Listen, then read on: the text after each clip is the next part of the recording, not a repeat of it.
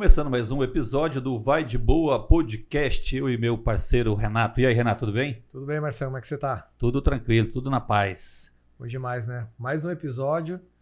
Dessa vez, vamos ter um assunto bem interessante para falar também, né? Isso aí, um assunto bacana que interessa, eu acho que a todos, né? Com certeza, é um assunto que sempre vai estar em moda aí. Não, beleza. Deixa eu te fazer uma pergunta, pode, Renato? Claro, fica à vontade. Você fez faculdade?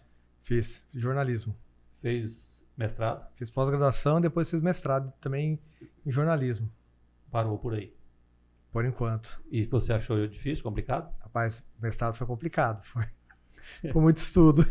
Imagina como que foi a vida dessa nossa convidada que vamos apresentar daqui a pouco, né? Pois é, só de olhar o currículo aqui já me deu até o medo de continuar estudando. Já cansa, né? Só para ler o currículo? Cansa. Bora no currículo? Vamos lá. Bom, ela foi normalista pela Escola Normal Colegial, né, de Laranjeiras do Sul. É licenciada em Letras pela Faculdade de Filosofia, Ciência e Letras de Palmas, Paraná, né? Ela se formou em Palmas, não Tocantins, mas no Paraná. Depois de muito tempo, já com uma idade certa avançada, que é interessante falar, foi bacharel em Direito, cara. Olha só que interessante. Isso pela Federal do Paraná. Nós. É mestre e doutor em Educação, História, Filosofia e Educação pela PUC de São Paulo. Pós-doutor em Educação pela Unicamp. Professora aposentada da Federal do Mato Grosso do Sul, da Federal do Paraná. Lecionou em todos os níveis do sistema público de ensino. Foi secretário de Educação do município de Laranjeiras do Sul na década de 80 e não para por aí não. Foi coordenadora da Constituinte Escolar do Estado do Mato Grosso do Sul. Trabalhou na formação de professores alfabetizadores em São Tomé e Príncipe. E não acaba, não? Vai terminar agora. Autora de artigos e livros, entre os quais a gente vai falar daqui a pouquinho, que é o livro Alfabetização, Quem Tem Medo de Ensinar. E olha, eu que fiz um curso só superior e algumas especializações já cansei, mas vamos então apresentar a nossa convidada, professor Lígia Clay. Seja bem-vinda aqui no Vai de Boa Podcast. É uma honra receber a senhora e esse currículo vasto. Muitíssimo obrigado. É uma honra para mim participar desse programa, do Vai de Boa. E eu vou nessa onda boa também. E eu quero cumprimentar, Marcelo, você, o Renato, por essa iniciativa extraordinária, porque o crescimento dessa mídia alternativa, ela representa uma democratização da comunicação. E na constituição do ser humano, nós temos 3 elementos fundamentais, que são a cooperação, o trabalho em cooperação, a linguagem, portanto, a comunicação, né? o trabalho, a cooperação e a linguagem. Esses 3 elementos articulados é que distinguem os homens de todas as outras espécies, para o bem e para o mal, mas há essa distinção. Então, a dignidade do homem se estriba nesses 3 elementos aí, e portanto, vocês atuando na comunicação, eu tenho por vocês e por esse trabalho de vocês no Vai de Boa Podcast, o maior respeito, o maior carinho, e só posso desejar muito, muito, muito sucesso para vocês. Obrigado, né, Renata? É importante a gente falar, né, que nós estamos aproveitando a visita da professora aqui no estado de Tocantins, em Palmas, né? Isso. Exato. A professora Lígia, ela mora em Guaratuba, litoral paranaense. Ela é natural de Laranjeiras do Sul. E, para quem não sabe, é minha mãe. Veio visitar as netas, né, Marcelo? A gente aproveitou para falar um pouquinho sobre esse vasto currículo que ela tem, esse vasto conhecimento e educação. E é uma honra ter você aqui, professora Lígia.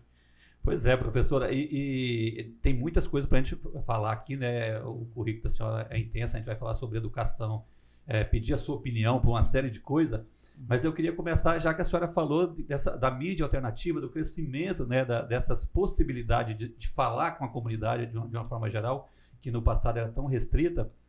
Como que foi nesse começo da senhora, né? A senhora de uma cidade pequena, fez essa caminhada toda para a primeira formação, depois o mestrado, o doutorado, pós-doutorado, né? A gente até se perde em tanta coisa, depois de escrever livro, em uma época que não tinha tanta facilidade na busca de informações e de conhecimento, né? De pesquisas, né? De fato, na minha época, a dificuldade era muito grande. Havia já, evidentemente, a imprensa escrita, que foi um salto extraordinário na história da humanidade, né?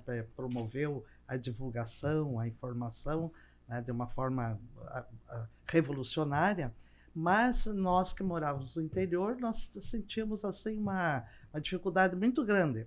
A aquisição de material escolar, por exemplo, lápis, etc., era muito difícil, né?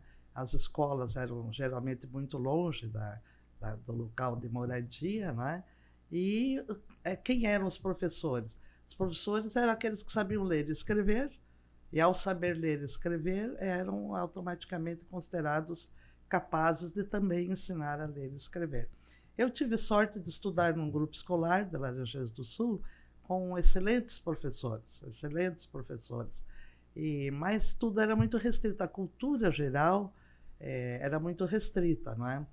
E também daí nesse percurso, tive uma sorte muito grande, que foi o fato de meu pai e minha mãe, numa determinada ocasião, assumirem a presidência do clube social da cidade.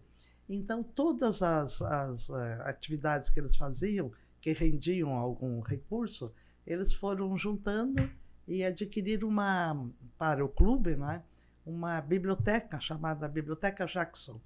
Se for ao sebo, encontra lá essa biblioteca, tem uma encadernação parece couro, assim, e eram os grandes clássicos da humanidade. Literatura, filosofia, grandes clássicos. Me parece que na época eram 126 volumes de obras distintas. E eu, na minha adolescência, cidade do interior, não tinha muito o que fazer, eu li essas obras e isso me ajudou muito. Porque o domínio da linguagem, ao ler, você produz mecanismos de consciência, mecanismos cerebrais, né? O cérebro tem determinadas funções, mas conforme você usa o cérebro, ele vai adquirindo novas funcionalidades. E a literatura, a leitura, para mim, foi um excelente recurso para o desenvolvimento da minha consciência, né? Nós sabemos que a leitura não está ao alcance de todos, né? Mas na minha família se prezava muito a leitura. Inclusive havia um livro anual, era muito difícil comprar. Para comprar livros tinha que ir a Curitiba, né?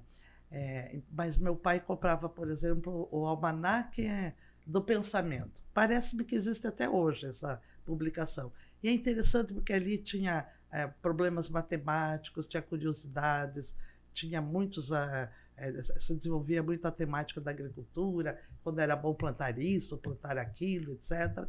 Então, o Almanaque do Pensamento funcionou para mim como a Barça veio funcionar para os meus filhos e como o Google está funcionando, o Google ou outras plataformas funcionam para as minhas netas. Professora, agora, de onde que veio essa paixão pela educação, né? Conta um pouquinho, assim, de onde surgiu essa ideia de ser professora, de começar a lecionar? Essa paixão veio da minha mãe. A minha mãe estudou numa escola em Guarapuava, ela morava no sítio, muitos quilômetros longe da cidade, ela e o irmão iam a pé, ela só poderia ir para a escola se o irmão a acompanhasse, porque a estrada era perigosa e tal. Então ela e o irmão, muito pobres, iam a pé até a cidade. Na entrada da cidade havia um lagozinho chamado Tanque do Irco. O Irco era o senhor que era proprietário daquele tanquezinho ali. Mas era um lugar aberto, assim. E eles chegavam ali, lavavam os pezinhos, calçavam os chinelinhos de couro, porque cada um tinha um parzinho de chinelo, e iam para a escola. Iam para o colégio, era o colégio católico, e lá, Colégio Nossa Senhora do Belém, em Guarapuava. E lá nesse colégio, contava minha mãe, havia um padre muito generoso. Ela sempre referiu-se a ele com muito amor, e também às irmãs do colégio. Então, para as crianças pobres, ele fazia assim uma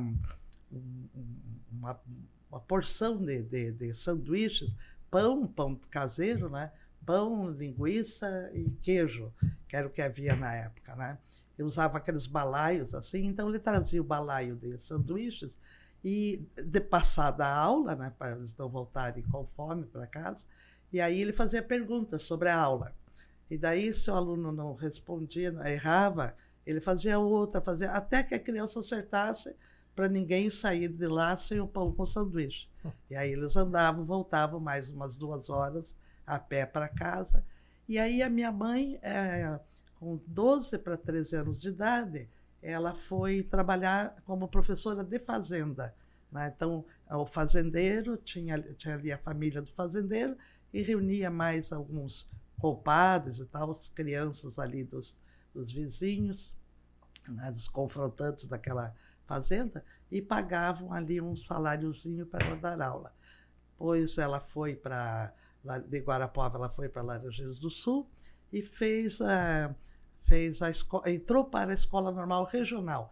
Naquela época, o ensino estava, o que hoje nós chamamos de ensino médio, então ele estava dividido da seguinte maneira: existia um curso de formação de professores, que era a escola normal, própria para a formação de professores, existia o curso de contabilidade, que formava o nível do ensino médio para o trabalho com a contabilidade, e havia o clássico e o científico.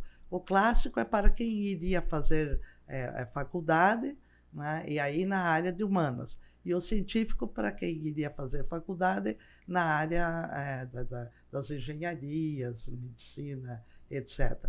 Então, lá em Laranjeiras foi criada a Escola Normal Regional, que equivale à quinta, oitava série, quinta, nona série hoje, e que formava também professores normalistas. Então, naquela época, no Brasil, havia um problema, uma falta muito grande de professores alfabetizadores, professores das séries iniciais. Então, o governo tomou a iniciativa de criar este ginasial, chamava na época o equivalente ao ginasial, que se chamava Escola Normal Regional. Então, mamãe fez a Escola Normal Regional, ela entrou na época do território.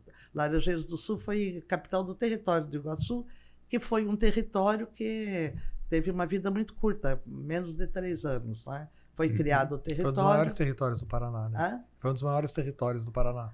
Foi um território que ele pegava uma parte do Paraná e uma parte de Santa Catarina. E os dois estados, inconformados com a perda daqueles territórios, né? Uhum. Então, exigiram o retorno das fronteiras antigas. Então, o território do Iguaçu foi extinto. Então, minha mãe foi para fazer esse curso normal regional, lá em Laranjeiras, e já no primeiro ano que ela estava cursando, houve uma visita da esposa do então interventor do território, e os alunos foram convidados a fazer um discurso. Que ano era, professora? Isso é 45, né? Acho que é 1945, 46. E aí a minha mãe fez um discurso, e o discurso dela foi considerado o mais bem feito, e então ela teve a oportunidade de ler, e essa senhora, a esposa do governador, que também era professora, ela mesma fez um teste com a minha mãe, fez uma avaliação e determinou que ela fosse já para a última série do curso regional, porque ela tinha uma base muito boa. Capacidade muito boa. Então, ela fez a Escola Normal Regional em 1 ano e 3 meses. Os 3 meses que ela tinha iniciado e mais 1 ano que já foi... Já sabe de onde ela puxou, né? Pois é, então, influenciou bastante, né? Influenciou muito. Minha mãe contava essa história e eu sentia, assim, um desejo muito grande dele. Professor, a trajetória da senhora é praticamente em escola pública, né? Escola faculdade, tudo. Sei. O senhor acha que mudou muito de lá para cá o ensino público? Ele melhorou, piorou? Qual é a opinião da senhora? Olha, eu acho que houve melhoras e houve aspectos que foram piorados, né? Assim, é difícil, há um anseio humano pela perfeição. Mas o homem não é um ser perfeito, né? Aliás, posso abrir um parênteses aqui para contar uma breve história? O Voltaire, o escritor francês, ele era muito exibido, né? Então, houve uma época na corte que era moda escrever contos ou falar sobre o Oriente. Então, o Voltaire escreve um conto que é a história de um personagem chamado Babuque. Então, há uma cidade... É uma cidade onde acontecem muitos crimes, muitos problemas, a população muito pecadora. Então, uma divindade lá determina que o Babuque vá visitar aquela cidade, Persépolis, né? E lá em Persépolis ele faça uma análise se se havia mais pessoas boas ou mais pessoas más, e que trouxesse um relatório, porque aí aquela divindade iria decidir se iria exterminar a cidade ou não. E a história do Babuque é que ele chega naquele local e ele se defronta com uma pessoa cometendo um crime terrível, bárbaro, mas ele continua ali, e daí ele vê no momento seguinte que aquela pessoa faz um ato de generosidade extraordinário. E assim ele vai encontrando os moradores de Persépolis, e as pessoas assim oscilam do bem para o mal, e fazem as duas coisas, etc. Quando foi o momento do Babuque entregar o seu relatório, ele estava muito confuso. Ele estava demasiadamente confuso, porque nas mesmas pessoas ele encontrava o bem e o mal. Então ele foi a um cidadão, a um artesão, e pediu que o artesão fizesse uma escultura de um ser humano e que usasse naquela escultura os metais mais preciosos, as pedras mais preciosas e também os materiais mais nojentos, mais degradados, né? Barro e outras coisas, né? E fez a estatueta composta desses dois elementos extremos. Uhum. Aí entregou a estatueta para a divindade e disse: se você conseguir manter o humano tirando uma das partes, né?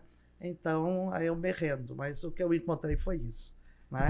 Interessante. Que é o resumo o resumo da história. Né? Mas então, voltando à nossa questão, veja, em todos os momentos da história humana, porque o homem não é, eu vou voltar agora a Aristóteles dizia assim, nem deuses nem feras, humanos. Portanto, essa noção de só o mal ou só o bem não prevalece sobre nenhum ser humano, né? Claro, nós podemos ter pessoas um pouco melhores, de espírito, de mais caráter, mais moral e ética. Isso depende muito da educação. Mas, enfim, assim considerado, o que nós temos na sociedade? Nós não temos nada perfeito. Então, todas as dimensões da sociedade, elas estão ou mais ou menos entranhadas no bem e no mal. Então, há, assim, aspectos muito avançados e aspectos também muito deficitários. E eu vou, então, fazer uma observação.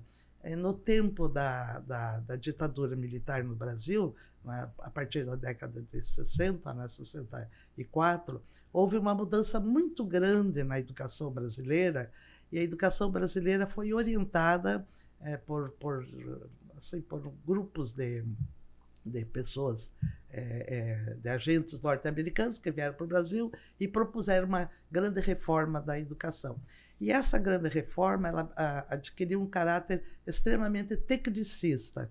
E ainda nós não conseguimos superar esse tecnicismo. A partir dali, os fundamentos das coisas, os fundamentos dos fenômenos deixaram de ser trabalhados.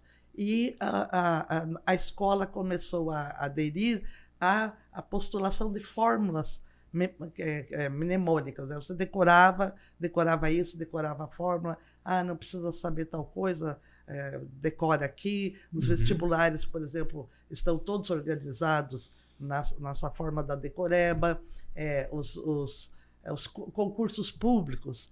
O que é o concurseiro? O concurseiro é aquela pessoa que não aprofunda nenhum conteúdo daquela área, mas decora todas as leis, decora as fórmulas, aí tem a musiquinha, a rimadinha, que ajuda a lembrar a fórmula, mas não estuda o fundamento.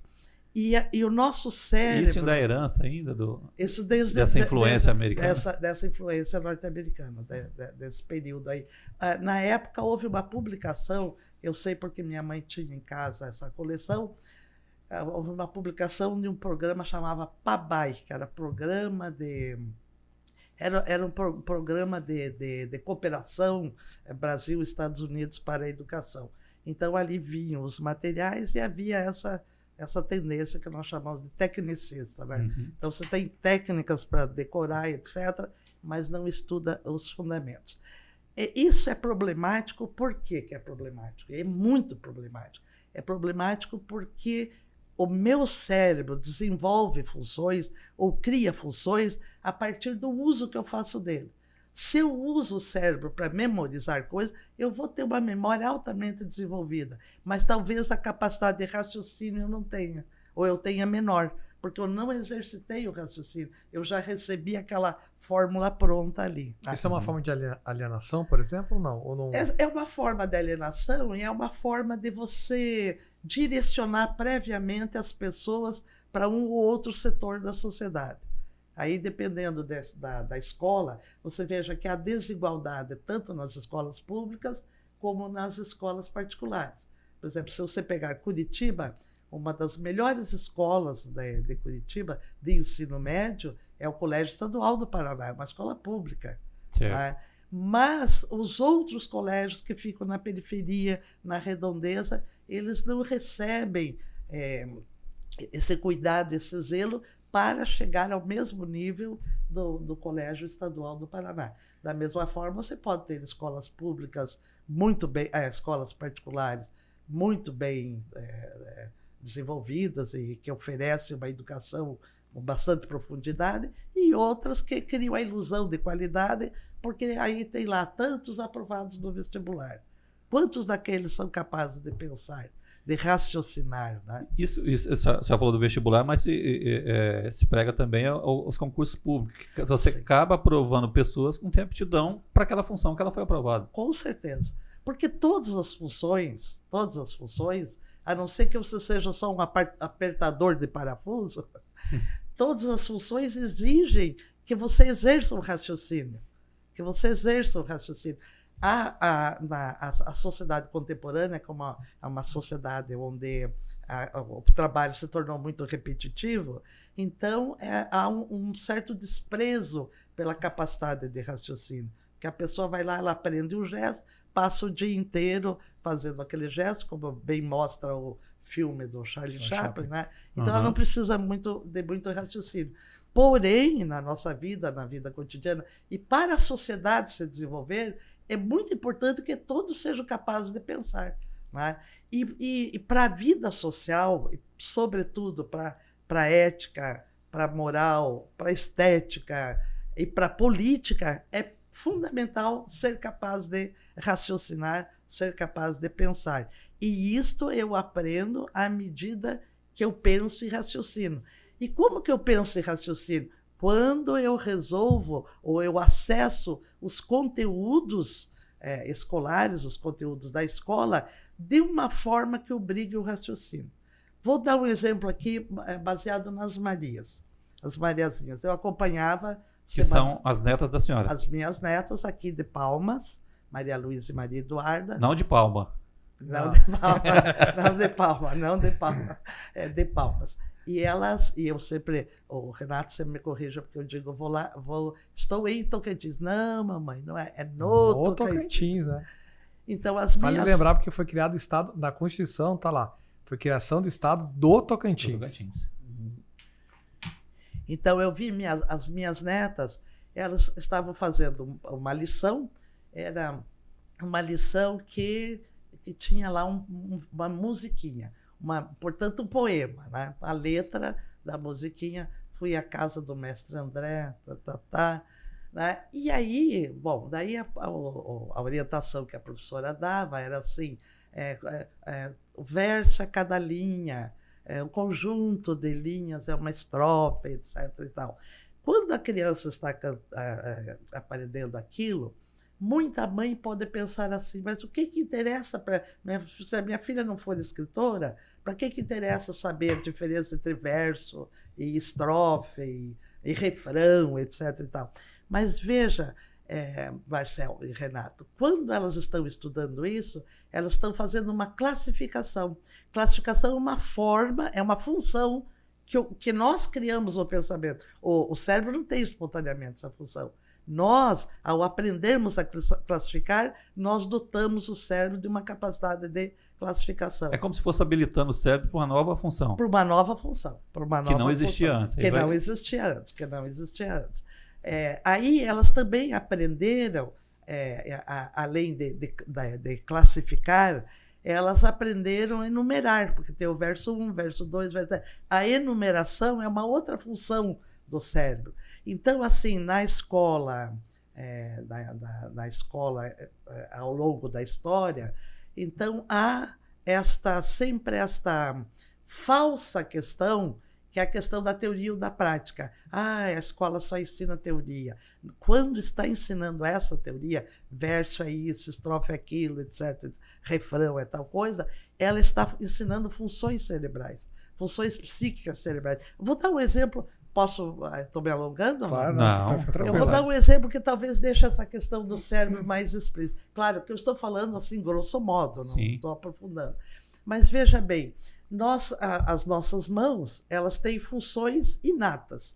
Por exemplo, a função de pegar, que é de segurar, empurrar, raspar, são funções que a nossa mão tem espontaneamente. Certo. Agora, para aprender a tocar violão, para tocar violão, eu tenho que dotar as minhas mãos de funções próprias, que elas não têm. A primeira coisa, eu tenho que diferenciar o comando das duas mãos. O cérebro vai dizer, mão direita faça isso, mão esquerda faça aquilo. Eu tenho que dissociar, porque naturalmente a tendência é fazer o mesmo gesto.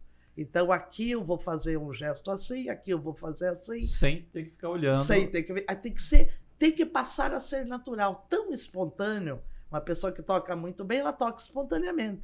Sim. Mas não porque nasceu sabendo espontaneamente. Ela adquiriu essa função na mão, que não está só na mão, é uma relação do cérebro com a mão, né? Daí eu separo dedo por dedo. Então, quando eu puser o dedinho mindinho aqui, nessa corda e nesse trasto, o outro vai ter que estar lá, o outro vai ter que estar lá, e aqui vai estar nessa corda, nessa corda.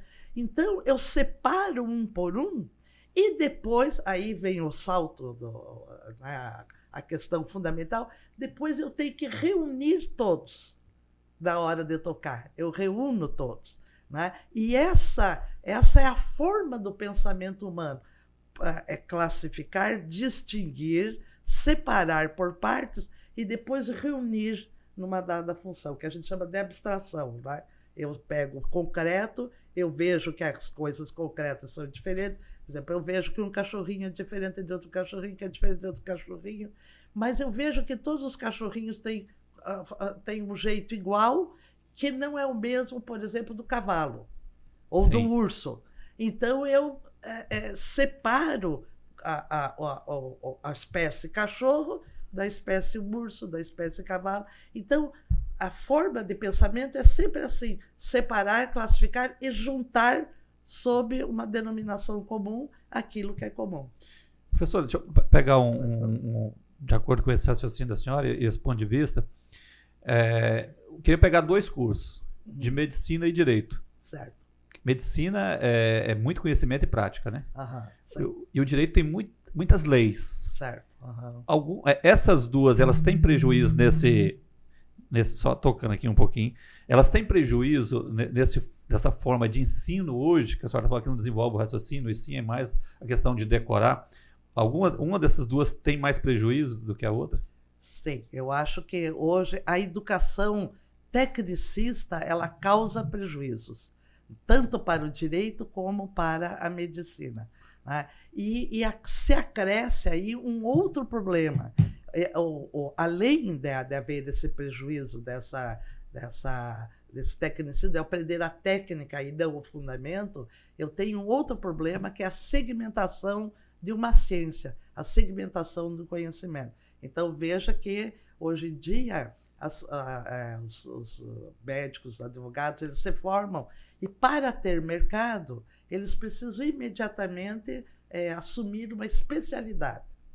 Né? Assumir uma especialidade. Que são muitas hoje. Na medicina, praticamente, foi dividindo as especialidades. Exatamente. E direito também. É direito patrimonial, direito administrativo. Dentro do direito administrativo tem direito público. Trabalhista. Agora, o que acontece? Qual é o problema? O problema é que eu tenho que ter um equilíbrio entre a profundidade, né? Então, o profundo, eu tenho que me aprofundar, eu tenho que verticalizar o meu conhecimento, tanto quanto possível e tenho que horizontalizá-lo tanto quanto possível. Ou seja, é precisa especialização, é necessária, mas ela não pode perder de vista um horizonte da medicina, que é o corpo inteiro do sujeito. Entendi. Entendeu? Então, essa é uma questão... Desculpa, eu pergunto, quando eu digo assim, entendeu? Claro que eu não estou duvidando da sua capacidade de entender. É mania de professora. Não, sim. Né? Aliás, estamos tendo uma aula, né, Marcelo? Professor, deixa eu fazer uma pergunta aqui para a senhora. Assim, a senhora acha que é uma crise na educação? Até porque é o seguinte, a gente compara muito, né, a educação que a sua avó, a sua mãe teve, a senhora que eu tive, que as mães estão tendo. Até por causa das novas tecnologias, né? Você acha que há uma crise hoje na educação? Há uma crise na educação. E a crise maior na educação não é uma crise da educação, é uma crise da sociedade, que é a desigualdade. A desigualdade social impede que todos tenham uma boa educação. Não impede só a pessoa com dificuldades financeiras e tal, não é só, não são só os trabalhadores e tal que sofrem danos com a desigualdade.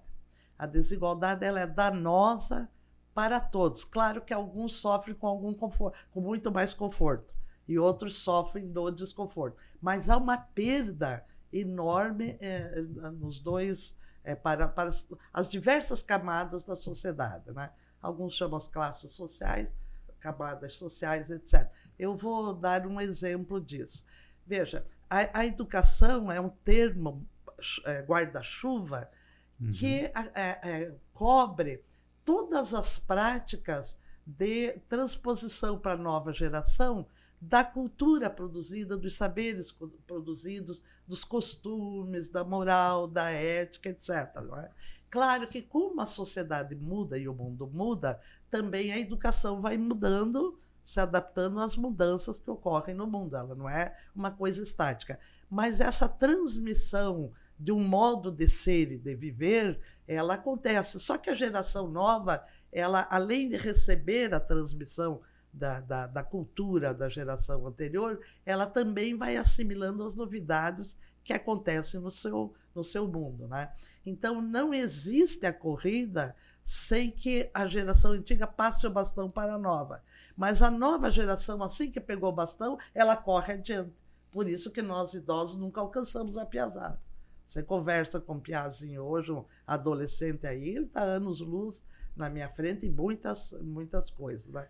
Agora, qual é o problema da desigualdade? Vamos dar um exemplo aqui no aspecto ético, né? Nós temos a ética, que são as relações morais, as relações do caráter refinado, de um bom caráter, né? Quando eu ajo de uma forma adequada com as pessoas em geral. E eu tomo eu tenho em mim adquirido esses princípios que me relacionam bem com as outras pessoas, né? E eu tenho também a etiqueta. A etiqueta é a pequena ética. A etiqueta é um diminutivo de ética, que é esse comportamento cotidiano, assim, por respeito ao outro, vou comer com a boca fechada, por respeito ao outro, não vou falar, não dar uma risada muito estrondosa, etc., né? Então, a moral e a etiqueta, a ética e a etiqueta estão sempre juntas com a moral, né? Mas vejam a seguinte situação, por exemplo, uma situação que eu presenciei. Uma senhora, né, bastante culta, inteligente, etc., falando para a filha assim: filhinha, a filhinha não queria comer, comeu um pouquinho e deixou bastante no prato. E a mãe disse: não, você tem que comer.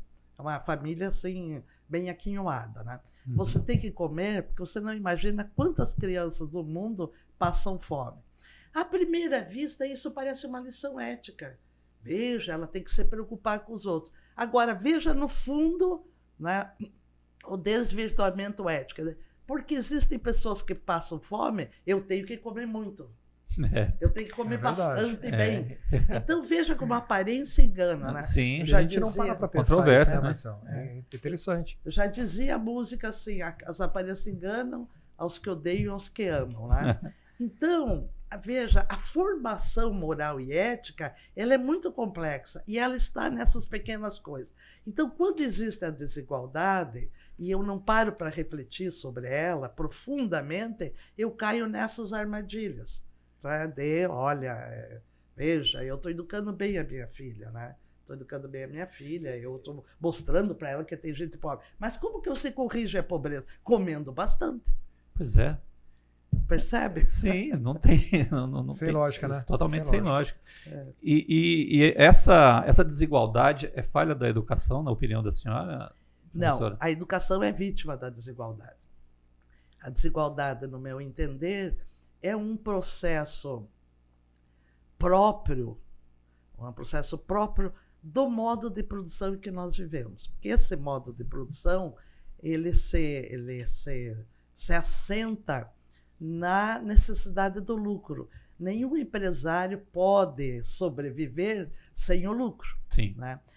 Agora, o lucro é sempre um aspirador de riqueza. Então, à medida em que eu lucro, eu estou tirando riqueza de setores da sociedade, ou, por exemplo, mesmo dentro vamos pegar a classe empresarial, né? Um empresário, todo o esforço dele é para lucrar em cima de um outro empresário, para ficar melhor que aquele outro empresário. Então, eu tenho lá os trusts, né? As empresas, eu elimino o meu concorrente, etc. E tal. Eu tenho a concorrência e a concorrência é eliminar o meu concorrente. Tanto que é muito comum uma grande empresa comprar uma menor só para eliminar, para não ter ela como concorrência mais. A gente tem vários exemplos aqui, né? Sim. Então, veja, por exemplo, os países muito ricos. Então, normalmente a gente pensa assim, aquele país é rico, que tem um povo trabalhador, nós aqui no Brasil. Não, nós trabalhamos muito.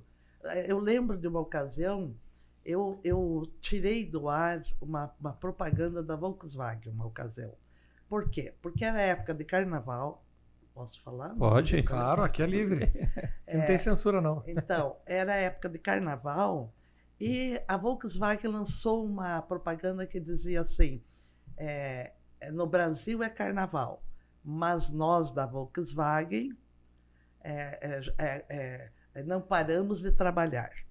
E eu fiquei furiosa com aquilo, porque, veja, a ideia por trás disso é que o brasileiro não é tão trabalhador como o alemão que é a marca da Volkswagen. E é interessante que naquele mesmo ano, a planta da Volkswagen no Brasil foi a que deu mais lucro para a empresa toda, para a holding da Volkswagen.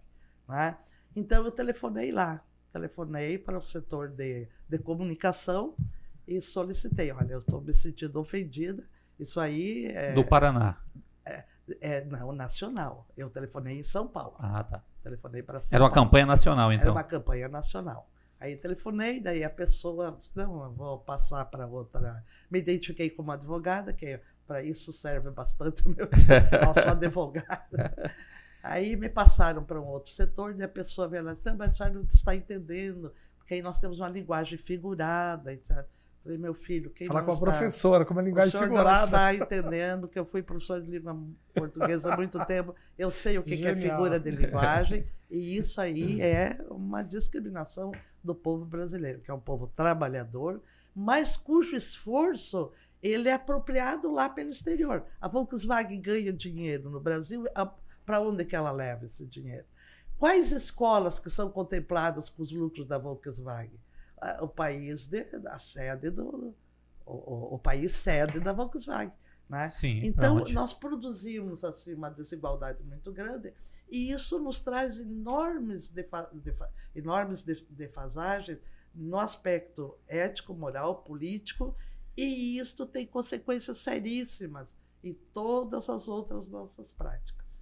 Agora, essa desigualdade, você falou que acho que a educação é vítima da desigualdade, né? A educação é vítima da desigualdade. Essa desigualdade, ela está muito presa ainda lá no início do descobrimento do Brasil, ela é consequência disso? Ela é consequência disso. Veja, muita gente diz assim, nós tivemos o azar de sermos descobertos por Portugal. Portugal e Espanha, à época do descobrimento, eram os países mais desenvolvidos cientificamente do mundo. E dos mais ricos também. Sim. Tanto que fizeram as grandes navegações. Tá?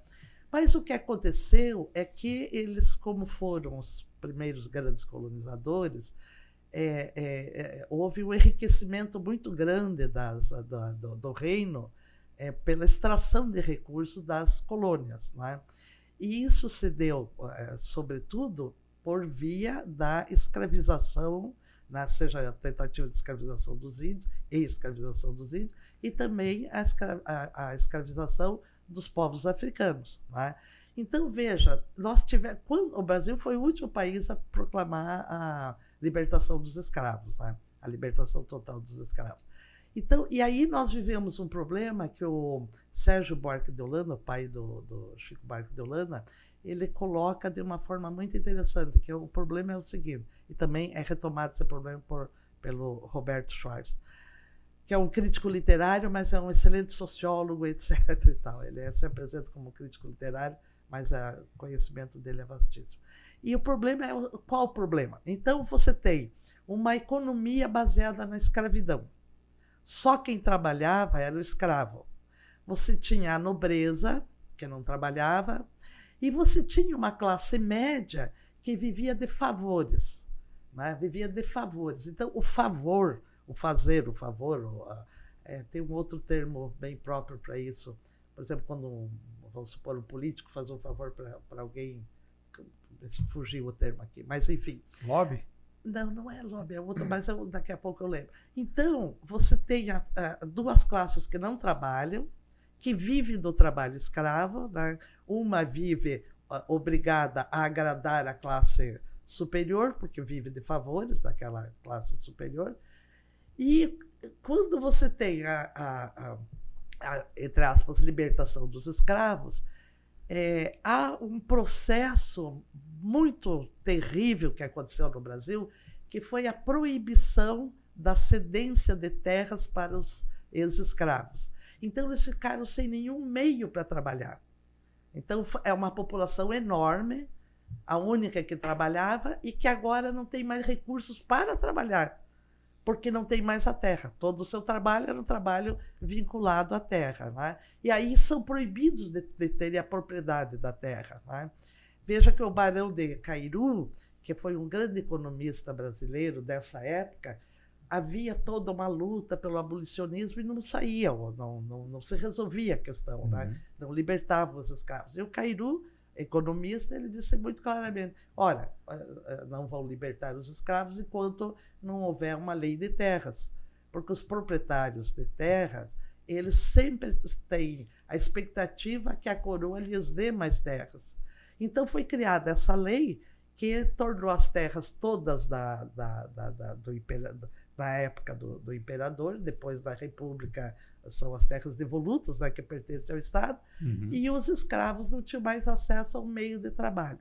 Virou mão de obra. Virou mão de obra, né? E virou uma mão de obra muito com muita dificuldade de inserção no trabalho, porque aí já logo em seguida você tem o deslocamento de massas de europeus para o Brasil que vão trabalhar já na indústria. Porque quando há a libertação dos escravos, dos escravizados, desculpe, quando há esse momento, o que acontece? Muitos dos recursos foram já sendo orientados para o início de industrialização no país. Né?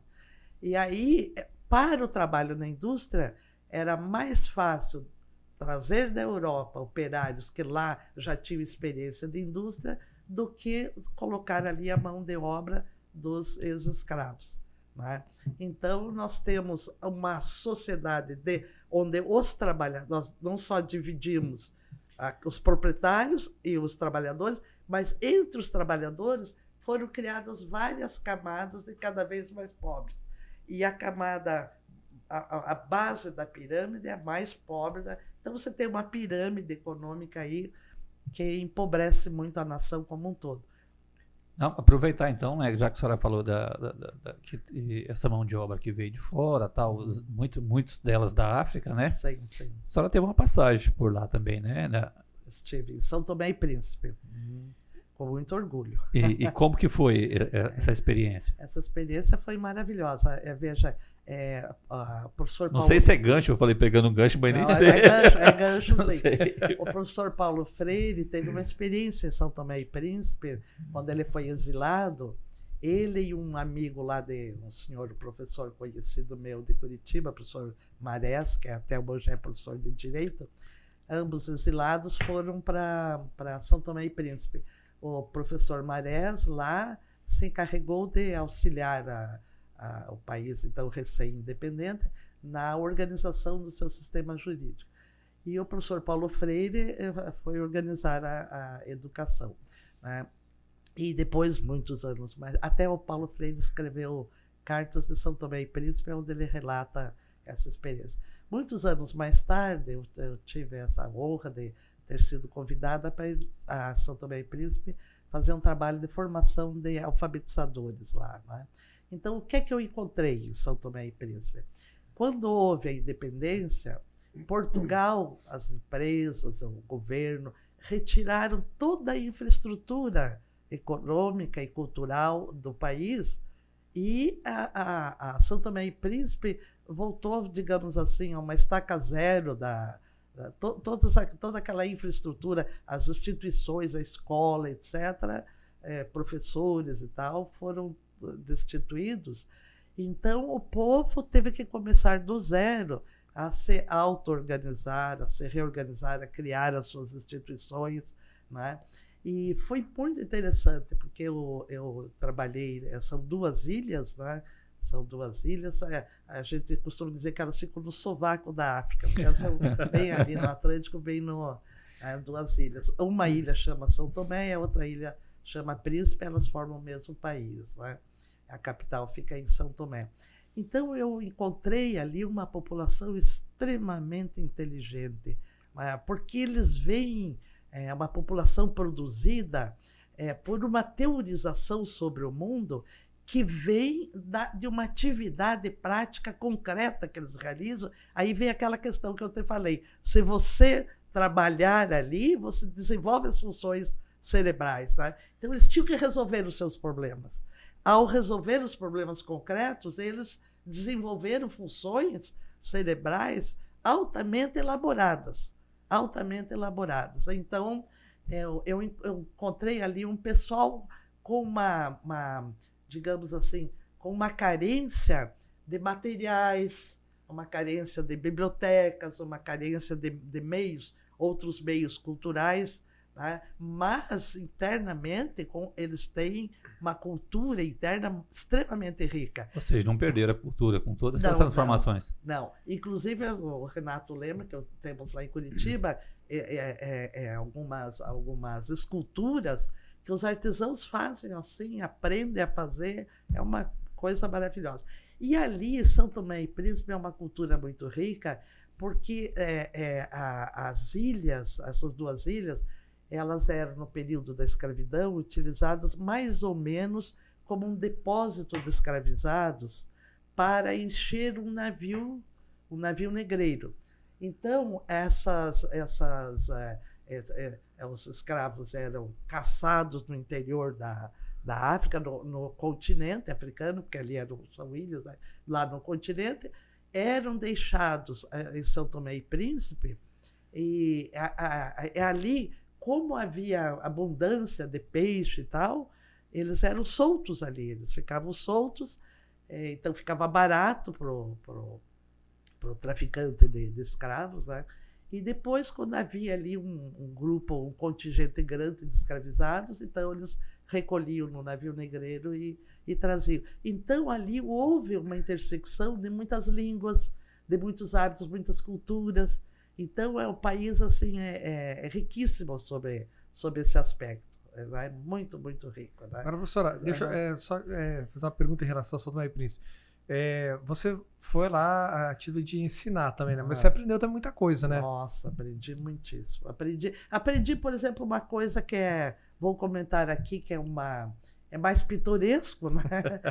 Que a senhora ministra da Educação de São Tomé nos convidou para um jantar, ia preparar um prato especial, e ela disse, olha, eu só vou dizer qual é o prato depois que vocês comerem. Aí serviu. Eu não comia. Estou curioso para saber. Comi aquele prato com muito gosto. Falei para ela, olha, eu não sei se é coelho, parece que é coelho. Será que é passarinho? Não, é coelho. Parece tamanhinho, acho que é pássaro. Não sei. Aí ela me contou que era morcego. Veja, é um morcego. Quase um pássaro. Quase um pássaro. Mas é um morcego que não é hematófago. Então ele não oferece perigo, né? É um morcego, é como um passarinho. Ele se alimenta de frutas. Ele se alimenta de frutas.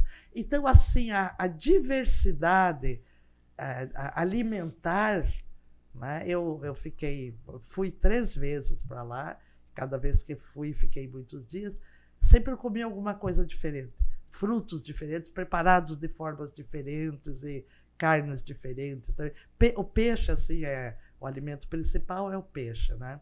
A peixe, raízes, é uma comida, assim, deliciosa. E eu, de fato, aprendi muito, muito com eles. E mais, assim, principalmente o que eu aprendi é como é que a necessidade prática te leva a procurar soluções. E ao procurar soluções, você se desenvolve no seu conjunto. Você se desenvolve intelectualmente, o teu cérebro se desenvolve, o teu conhecimento se desenvolve, a tua ética, porque para tomar uma atitude, para tomar uma iniciativa, eu preciso do outro. Então, eu tenho que conviver com o outro, né?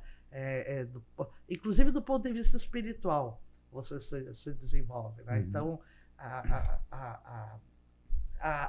o aspecto artístico, político, cultural, científico, técnico, né? Você vê que ali o que falta para aquelas pessoas é mais recurso.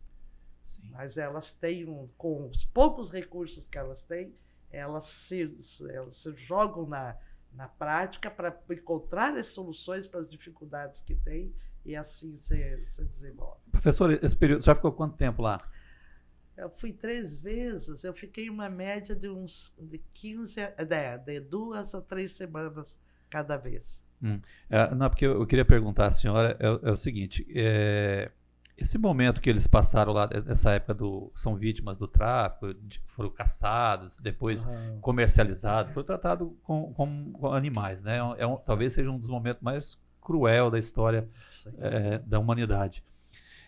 Isso ainda gera algum tipo de influência na vida deles na atualidade? Na época que a senhora foi lá, a senhora percebeu isso? Eu pergunto isso porque nessas andanças da gente, trabalhando em comunicação, eu tive em Xambioá fazendo uma reportagem sobre guerrilha do Araguaia. Certo. Então, assim, muitos anos depois, as pessoas ainda sofrem com aquilo que aconteceu. Algumas pessoas, poucas pessoas se arriscavam em falar sobre isso, porque tinham medo de voltar ainda. Né? Lá ainda tem esse sentimento ou eles já libertaram completamente, estão reconstruindo mesmo de vez? Não, eles têm esse sentimento muito, muito forte.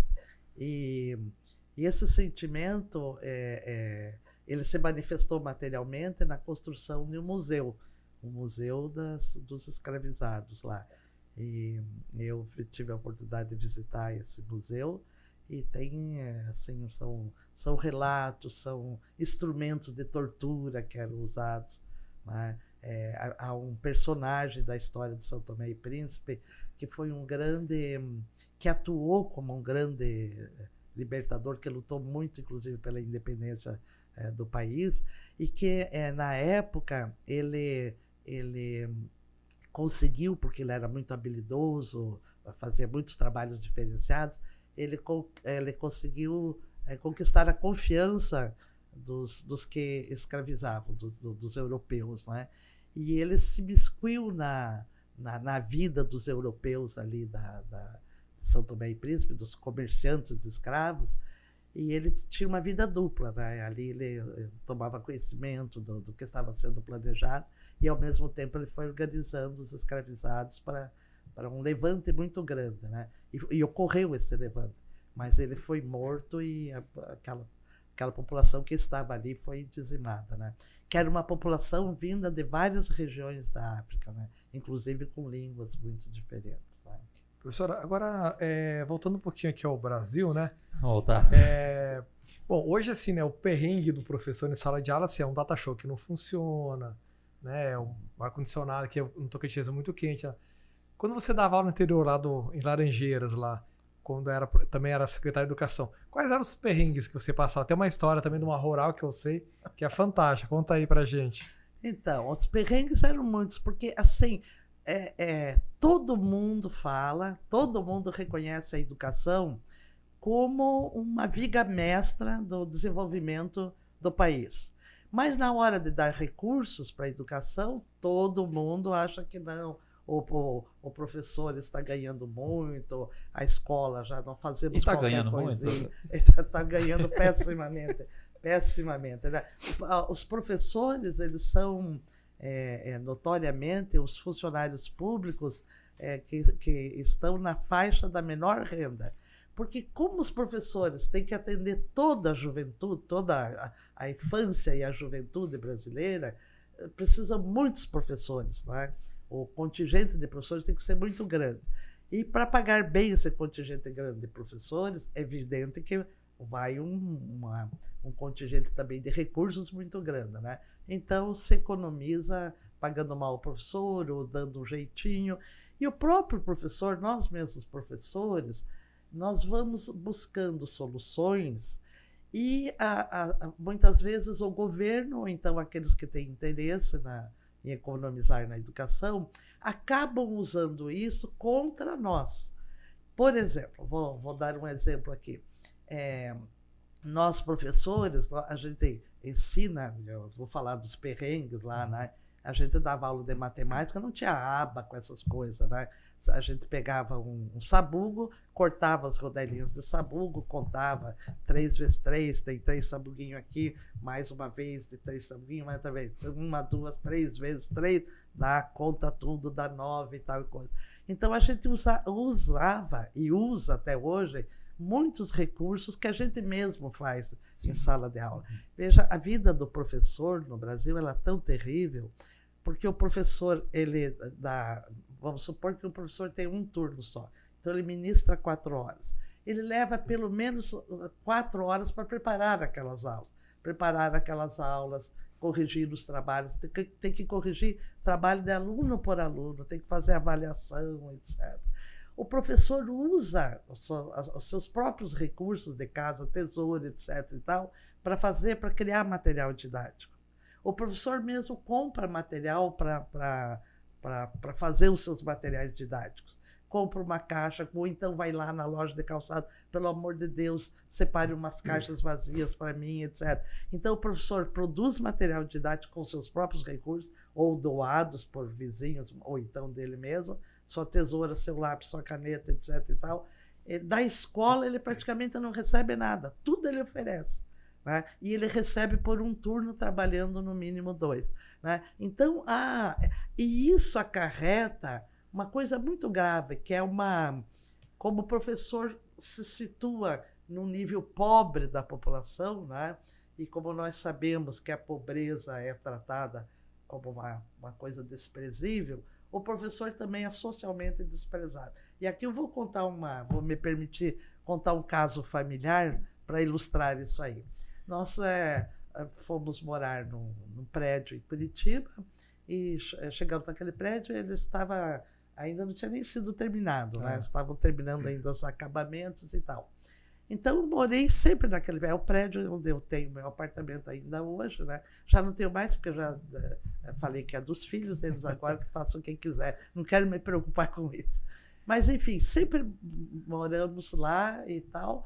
E os meninos cresceram lá, os meninos, meus filhos, né, e filhas, cresceram lá. E aí tinha um porteiro muito antigo e tal, né? E aí chegou um dia, a minha filha mais velha se formou em Direito, né? E aí ela foi lá, trouxe aqui os docinhos da minha festa lá de formatura e tal, formei em Direito. Daí passam uns 2 dias, eu chego em casa, Antoninho, que era o nome dele? São Antônio. Seu Antônio. Chegou lá, o Antônio disse, Dona Lígia, a doutora Bianca disse que vai chegar um pouco mais tarde. Falei, Antônio, que é isso?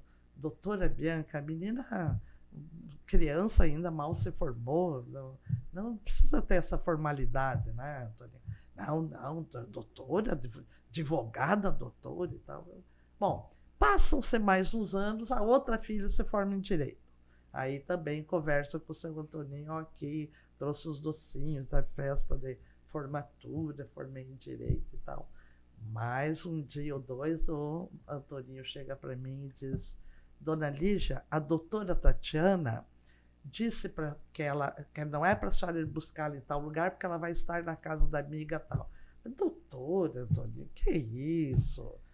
Antoninho, quer saber do que mais? A única doutora aqui nesse apartamento sou eu. Ele me deu um tapa nas costas, assim, com toda a intimidade que nós tínhamos.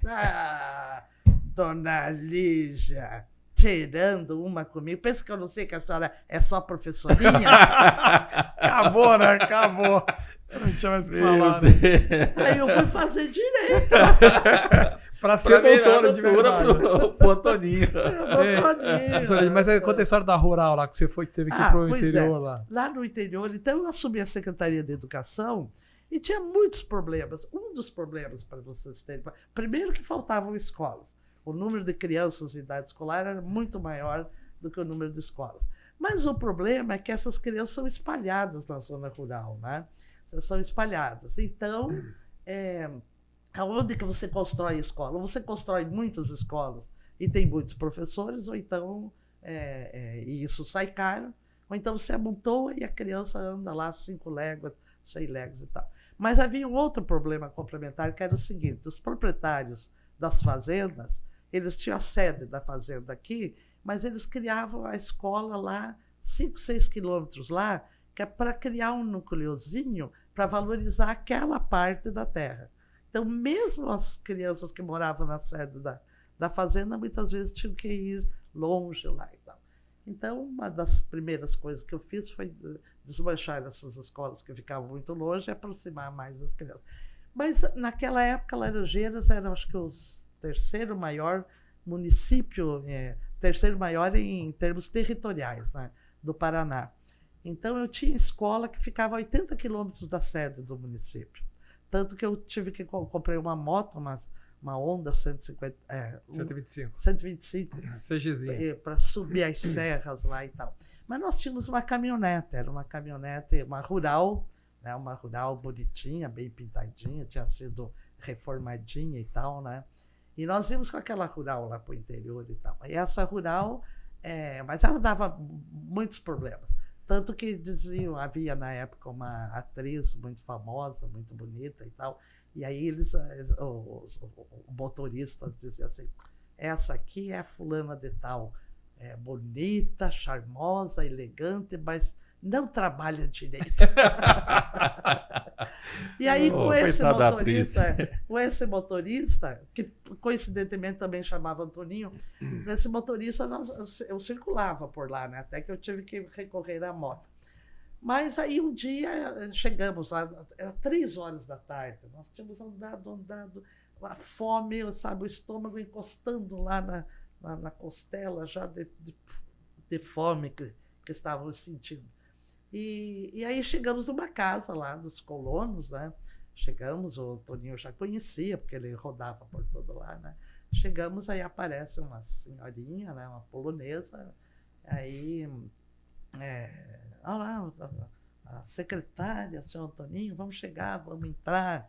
Ela grita lá para a filha, tira o almoço aí para eles. Eu quis ser muito educada, mas falei, não, a senhora, por favor, não se preocupe, guarda os pratos lá que a professora não vai comer. O Antoninho, não, por favor. A senhora não acredita nela, nós estamos morrendo de fome. Perrengue, né? Era um perrengue danado. Então, a dificuldade era assim. Mas aí nós fizemos o seguinte, a primeira coisa que eu fiz foi uma coisa muito louca. naquela época, o ano escolar era composto, era 180 dias o calendário escolar. Agora são 200 dias, né? 200 e poucos dias, sei lá. Já estou fora do trabalho há muito tempo.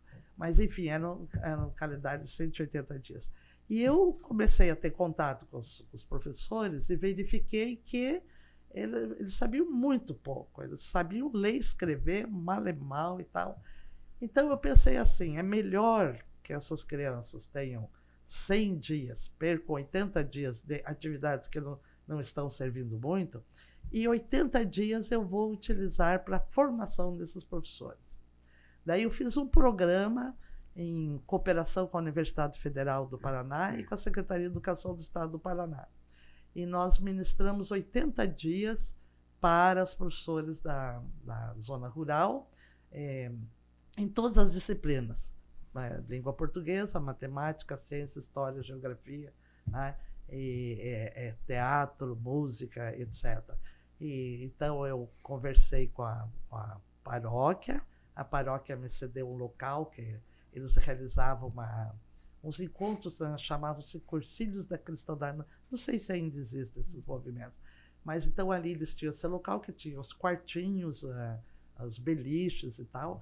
Então, a prefeitura, a Secretaria de Educação, alugava aquele lugar e nós ficávamos com os professores lá, e as alunas da escola normal cuidavam das crianças, já faziam um estágio pedagógico, cuidando dos filhos, porque as professoras que tinham filho levavam para...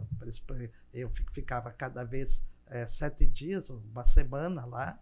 Então, levavam as crianças e as normalistas cuidavam. E ali eles tinham, então, formação em matemática. Ou seja, perdeu um ano, mas dali para frente ganhou muito mais. Dali para frente foi qualifica ganhando. Primeiro, né? Eu queria fazer uma pergunta, só me lembrou uma outra história aqui. Pois não.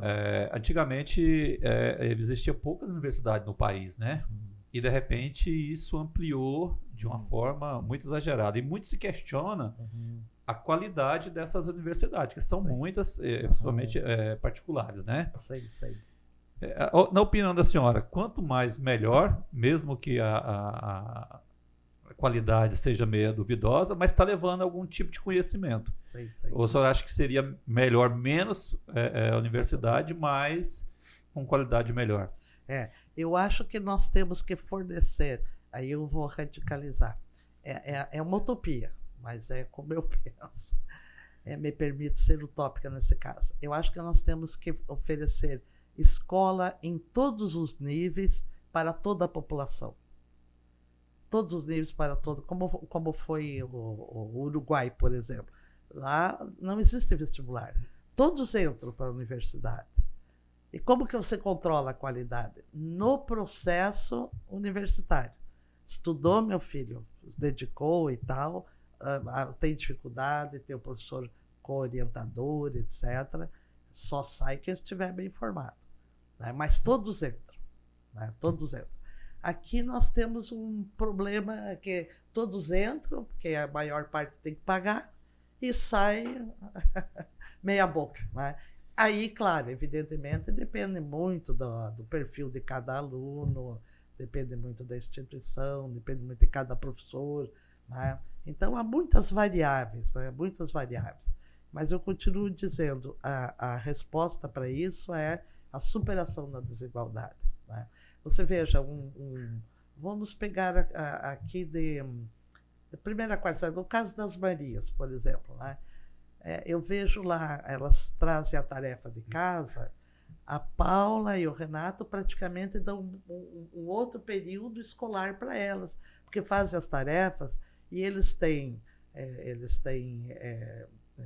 sei lá, o computador para mostrar as imagens, eles têm vários recursos, eles viajam muito, então sabem mostrar, olha, isso aqui em tal lugar, a mamãe já esteve lá, é assim, é assado. Então, tem recursos materiais, quer dizer, o lápis, o caderno, etc. Tal. Tem um certo tempo para ficar ali com o filho, trabalhando. Agora, imagine uma mãe que trabalha 3 turnos, manhã, tarde e noite. Uma enfermeira, ou uma cuidadora que faz um bico aqui, outro lá. Ela praticamente nunca conversa com essa criança. Daí aquela tarefa escolar vai para lá, não há um aprendizado, né? Então, Isso se resolver a igualdade, a desigualdade, isso você já resolve. Isso você resolve, né? Então, eu acho assim, eu sou favorável às cotas sociais, sou favorável às cotas raciais. Agora, eu sou favorável que que esse programa, que é um programa que visa inserir uma faixa grande de pessoas que estavam alijadas da escola, mas que esse programa tenha um começo, meio e fim, que ele vá cada vez mais sendo substituído pela universalização da educação. Pela universalização da educação. E eu acho que as novas tecnologias concorrem muito para isso. Só que, assim, as novas tecnologias, elas estão num momento ainda de choque. Nós ainda não conseguimos entender bem e dominar as novas tecnologias. Elas estão meio que nos dominando. Mas isso o senhor fala o professor ou o professor, os pais, os alunos também, os né? alunos, as pessoas que têm a gestão da educação, etc. Vou exemplificar. Veja, quando Gutenberg inventou a imprensa, houve uma comoção geral no mundo. A Igreja Católica, por exemplo, as igrejas cristãs, elas ficaram aterrorizadas, porque agora o povo, entre aspas, né, o populacho vai ler a Bíblia e vai interpretar diferente, e vai ser um horror, era o fim do mundo, tá certo?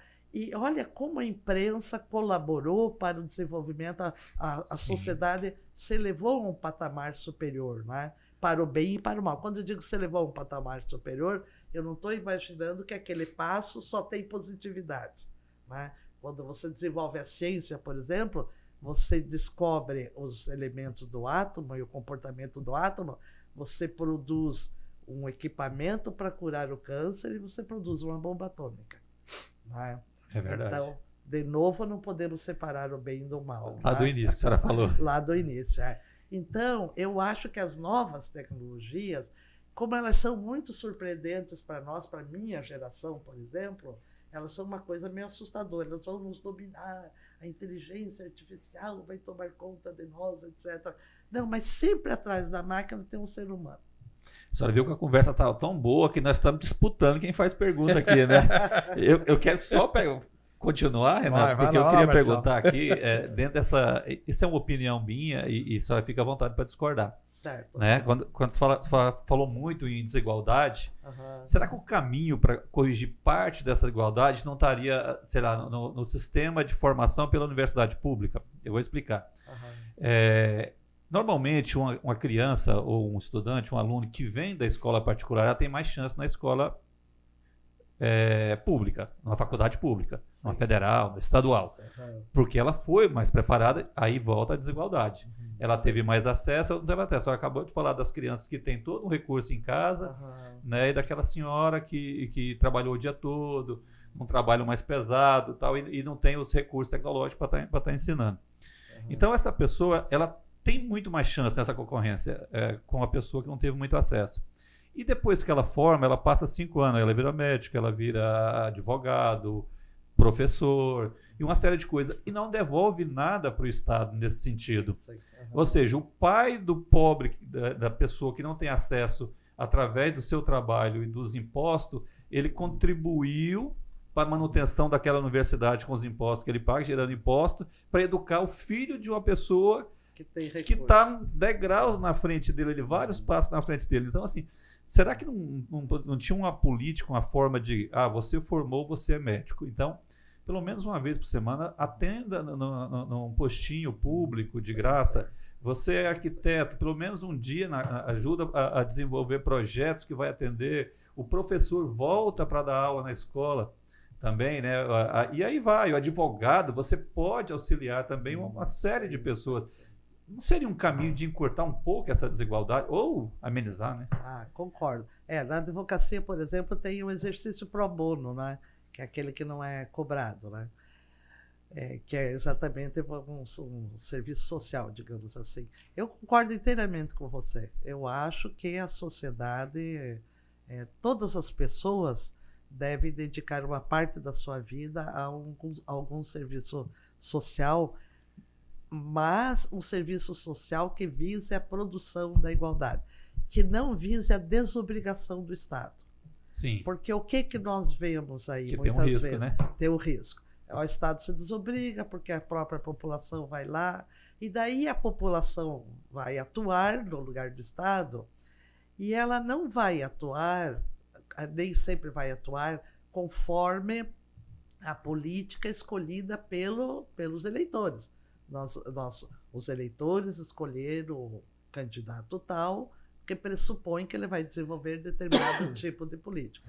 Mas aí, quando você tem a terceirização, as ONGs, etc., você tem uma terceirização do Estado.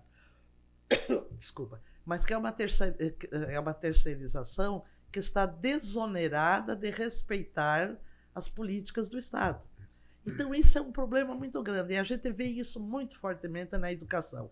Por exemplo, sai o resultado do PISA, que é o programa que avalia o desempenho escolar das crianças no mundo, ainda, pelo menos nos países que fazem parte da OCDE. Agora, veja bem, quando sai esse resultado, você vai na mídia ouvir os comentários. Quando é que você tem um educador comentando aquilo? Não, você tem o especialista da Todos para a Educação, você tem o especialista da Fundação Lehman, você tem aquela senhora que é irmã do Ayrton Senna, da Fundação Senna, e você vai lá, é especialista, ou é engenheiro não sei do que lá, como é que com especialização em políticas públicas, mas o educador mesmo não está lá. O meu orientador de pós-doutorado, o professor Dermerval Saviani, atualmente é o maior nome da educação brasileira, ou um dos maiores nomes da educação brasileira. Alguém de vocês dois ouviu falar nesse nome? Não, eu ouvi, não é porque eu fiz mestrado, então eu ouvi. Mas realmente, então, você não vê ele dando entrevista. Não. Quem é consultado quem é consultado para dar opinião sobre a educação brasileira? Não são os educadores que estão lá no chão da escola pública. São sempre algum especialista que é vinculado a alguma fundação do exterior. Então, você vê que por trás disso há alguns interesses, seja políticos, seja econômicos, né, geopolíticos, que vão aqui coordenar a educação no Brasil. Então, nós temos que estar sempre atentos. Mas eu assino com você. Eu acho que toda pessoa que teve uma formação, principalmente se for na escola pública, deve prestar um serviço público. Mas isso tem que estar vinculado a programas do Estado, e o Estado tem que assumir a responsabilidade por todo o serviço público, não terceirizando como é feito. Né? Então, até porque eu tenho uma experiência, Marcel e Renato, que é a seguinte: esses trabalhos das ONGs, etc., elas são trabalhos, então a gente tem lá um resultado, é tão bonito, aquela pessoa, aquela, é uma meia dúzia de pessoas, porque a maior parte dos recursos ela é gasta nas atividades meio. Alugar a sede da ONG, pagar o funcionário ali da ONG, não sei o que lá. O que chega mesmo para a população é coisa pequena, proporcionalmente àquilo que é investido. Tá? E depois aquilo também se presta a uma série de publicidades, por vezes duvidosas, se presta à divulgação de teorias pedagógicas que nem sempre são as melhores. Né? Desvio de verba pública. Desvio de verba pública, as empresas terem um desconto ao invés de recolherem por imposto de renda lá, mantém. Então, assim, eu acho que a educação pública ela tem que ser pública, fundamentalmente pública. E quem deve discutir educação pública é professor de escola pública. Não, nada contra a existência da escola particular. Mas a escola particular, ela pode realizar lá suas atividades e tal, mas ela tem que se submeter ao Sistema Nacional de de ensino no Sistema Nacional de Educação. Agora, se eu separo, então, por exemplo, fica a educação pública só para as pessoas que não têm condições e os outros vão estudar, né, como é o caso, por exemplo, da universidade pública, nós temos um outro problema aí, porque nada é perfeito. Volta à minha premissa anterior. Veja, quanto mais eu tiro a camada mais dominante da sociedade daquele espaço, menos aquele espaço é politicamente cuidado. Né? Quer dizer, eu tenho que cuidar da escola, da universidade, porque, veja, teu filho do fulano, ciclano, beltrano, tá, lá. Deus o livre, vamos cuidar bem aqui. Né? Agora, se ali só estiverem frequentando aquela instituição só os filhos da pobreza, né, como a gente costuma dizer, os pretos e os pobres, né, e ali você vai ter uma desatenção do Estado, porque não há uma pressão política que cobre, que faça essa cobrança. Como resolver isso? Produção da igualdade. Agora, a superação da desigualdade.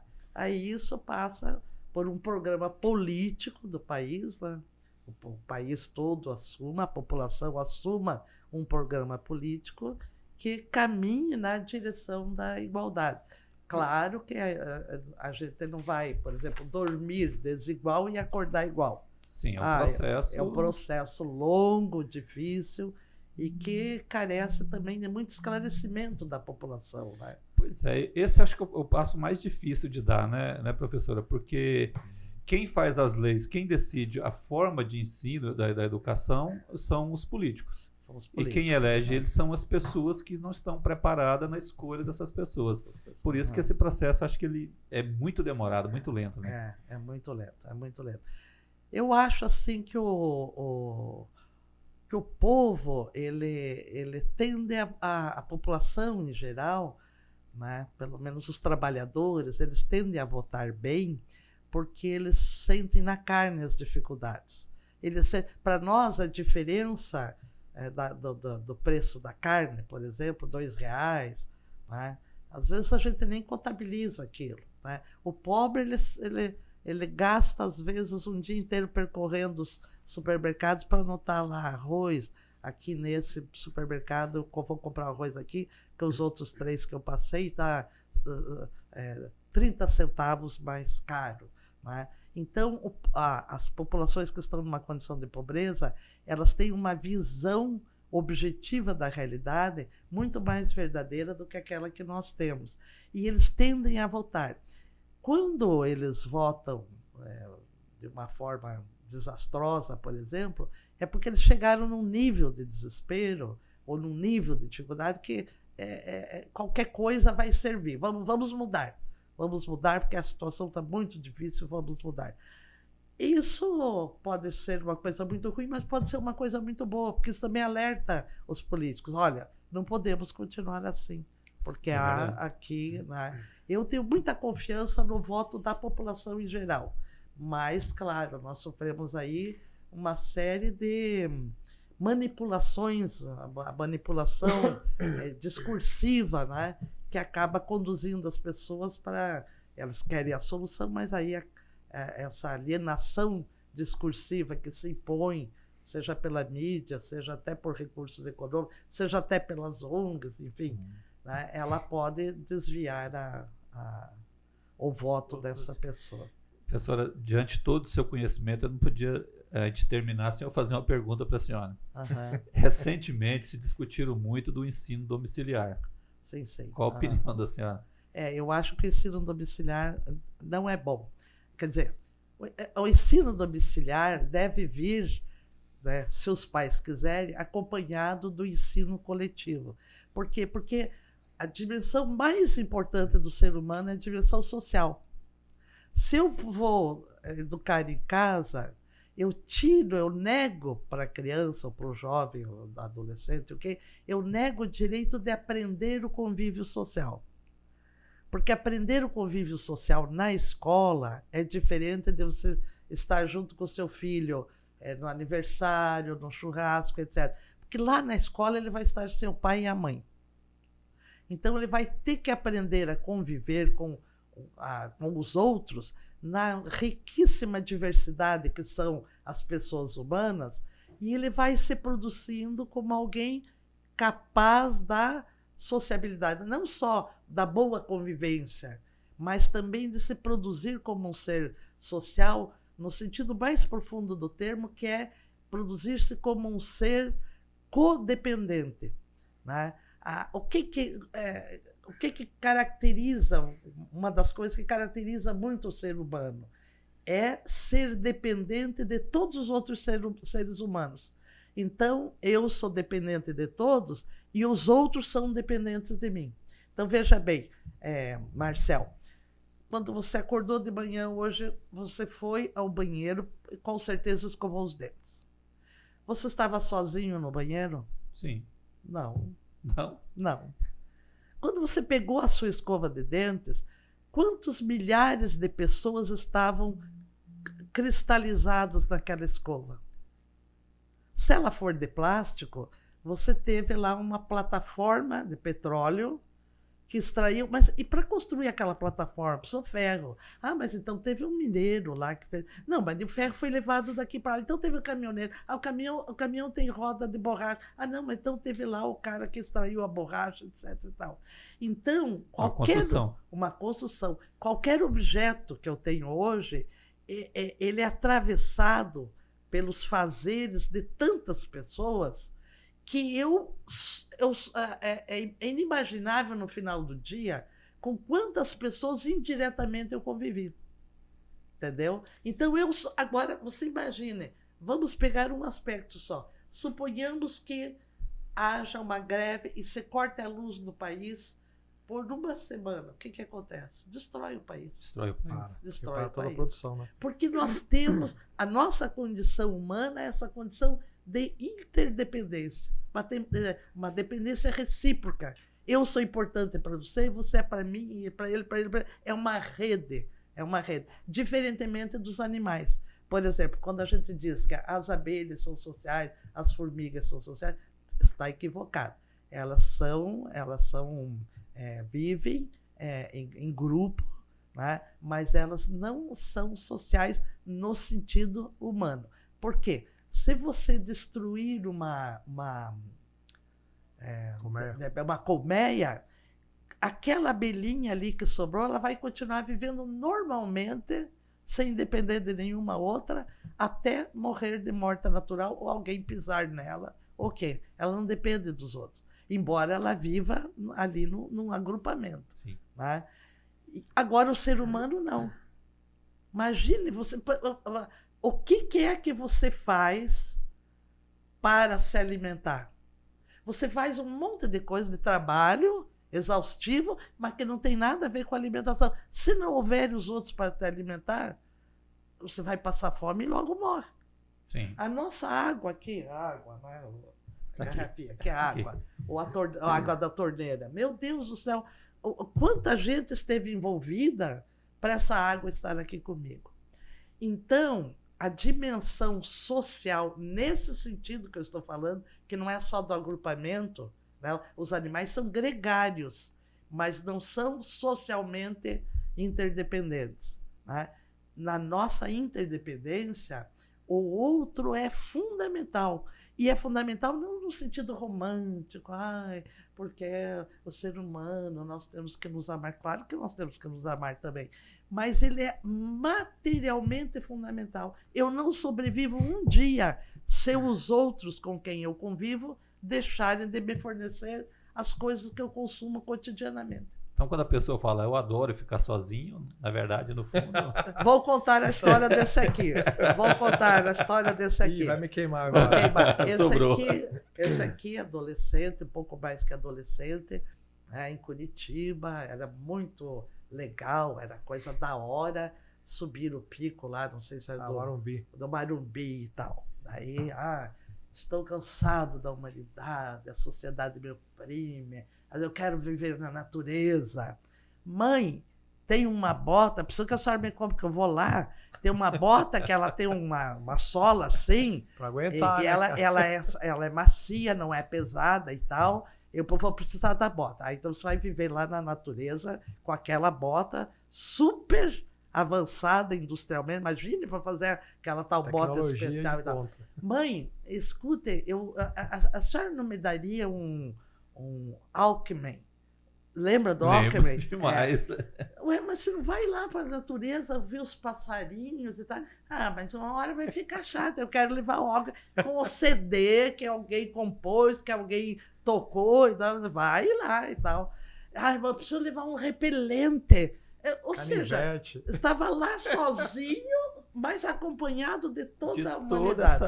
De toda. Esse é o sentido. Explica o que é Walkman. Na verdade, esse Walkman, ela tinha uma fita cassete, né? Só que a minha tá falando do Discman, já era com CD. Já era uma evolução, na verdade, né? Que era usado para ouvir música, né? Era um aparelho que você botava um fone. Prendia na cintura, colocava com a fita cassete. O que tem hoje que faz esse papel aí? É o iPod. Hoje não, hoje é o celular mesmo. No celular você coloca a música e ouve, né? Mas que aula, hein, Marcel? Mas é isso, né? Acho que, pelo menos, eu acho que mereço um diploma já. Tivemos aí um curso avançado, né, de educação. Pelo menos uma pós-graduação. Eu posso acrescentar no meu currículo. Mas muito bom, viu? Eu queria dizer para a senhora que foi um prazer esse bate-papo muito gostoso, muito bom. Né? Dividir esse conhecimento com a gente, que eu sei que é muito mais, né? O tempo acaba sendo curto para falar sobre tudo, né? Mas é uma oportunidade que a gente quer agradecer demais. A senhora ter ali separado um tempinho para sentar aqui e bater um papo na abertura do podcast, nosso primeiro episódio. Dos requisitos para sentar na cadeira do podcast era isso, né? Ele deixou claro aqui na abertura. Tem que ter conteúdo e também tem que ter histórias, né? Tem que ter história, senão não senta na cadeira do Vai de Boa Podcast. A gente está muito feliz de ter passado esse momento com a senhora aqui, que foi muito gratificante. Eu estou muito feliz, muito honrada, muito contente e já um pouco entristecida, porque dá sua mãozinha aqui. Você sabe, Marcel, que cada vez que eu me separo das minhas netas, eu tenho Covid. Porque baixa a minha imunidade de saudade, eu tenho Covid. Como logo eu vou ter que retornar para Curitiba, eu já estou com medo da Covid. Inclusive, eu peço desculpas, eu deveria ter feito isso no início, que eu estou um pouco afônica, porque eu já antevendo o dia que eu vou, que é a semana que vem, eu já estou começando a ficar triste, já estou ficando... Já está sofrendo. Já estou sofrendo.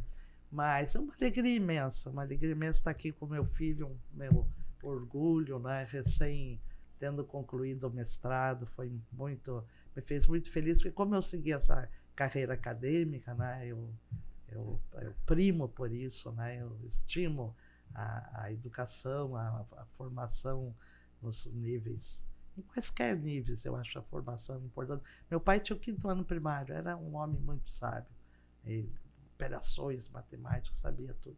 E estar aqui com você. Você é uma segunda família aqui em Palmas. Né? Eu tenho maior paixão pelo Marcelzinho, pelo outro filho que agora já logo se forma em medicina. Está caminhado, no ano que vem já. Médico, Então, eu me senti muito à vontade aqui, gostei muito da conversa e que bom que tive essa oportunidade de estar aqui. E vamos de boa, né? Vamos de boa. Vai de boa. E para a senhora não sofrer muito de saudade, só sai de Palmas e passa em Palma. Palmas. Isso. Vou fazendo um caminhozinho ali que eu recupero. Chegar em casa. Mas muito obrigado, é um prazer, né? E a gente está recebendo aqui a senhora. E vamos agora para o próximo Vai de Boa Podcast, né, Marcel? É isso aí. Vai deixar um recado? Só avisar o pessoal que está acompanhando, né, para curtir e se inscrever no nosso canal, né, nas outras plataformas. Tem no Instagram, TikTok.